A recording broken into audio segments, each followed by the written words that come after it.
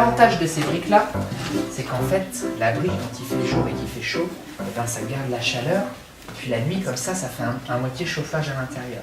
Donc la chauve-souris qui viendra la nuit dans votre nichoir, si elle décide de venir, et ben, du coup, le jour, elle pourra se reposer à l'intérieur tranquillement. En fait, on va être obligé de sacrifier un trou au milieu, un petit tube au milieu pour avoir les deux des côtés. Sur un côté pour planter les clous. Sauf que là, on va pas utiliser ce Voilà, côté. on va utiliser l'autre côté qui est plus fin, qui pour un petit peu plus de détails. Attends, doucement. On a le temps de boire un café là. Une, deux, trois. Qui veut? Bah, pour toi et ta copine. Il faut avec le tout. C'est vrai. Alors, on peut aller les copains. Alors, Ah oui. pour que ça fasse un peu plus propre, je peux fignoler un petit Tu peu, peux casser les bouts. juste sur les côtés, les petits bouts. Bon, allez oh. Et par contre, tu savais que j'avais fait en 30 secondes. J'ai fait mon tube, voilà. Donc là, il va servir pour 2 enfants. Ce tube-là, il est déjà bien grand. Donc ce tube, on peut juste le recasser en 2, ça pose pas de problème. Donc il suffit juste de retaper au milieu. Hein. Alors, en fait, ça va plus rapide. Léo, quand j'ai fait ça. Oh. Tranquillement, j'ai un nichoir qui est presque prêt. Donc ça, c'était la première étape. Il va y avoir une deuxième étape derrière. Nous allons faire du ciment.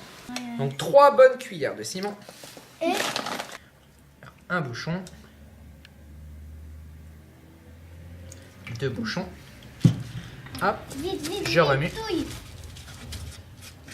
Donc là, j'ai trouvé un morceau qui recouvre à peu près complètement. Donc je vais m'en servir. Bon, ensuite, je prends ma biscotte, ou ma tartine. Je tartine. Voilà, ma biscotte. Je la pose par-dessus. Et ensuite, avec le reste, je pose par-dessus.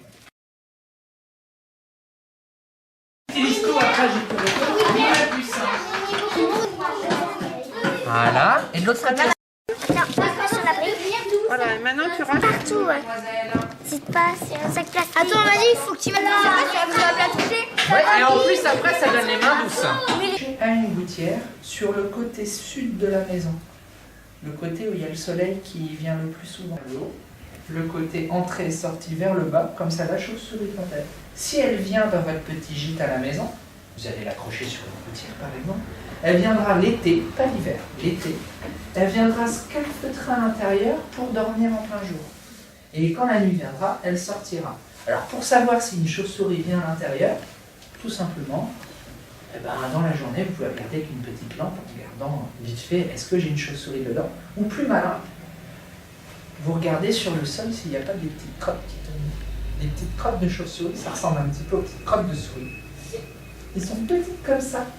Et des fois, elles sont même un petit peu argentées. Parce que comme ils mangent des moustiques, des papillons de nuit, plein de petits insectes comme ça, et ben du coup, les morceaux des cuirasses de ces insectes-là, ils se retrouvent dans leur caca.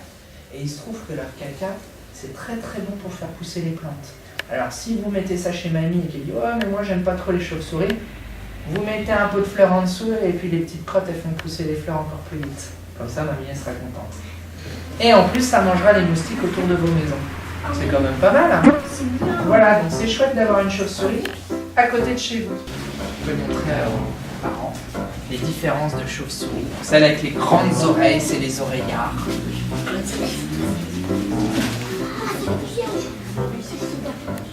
Hop, le murin.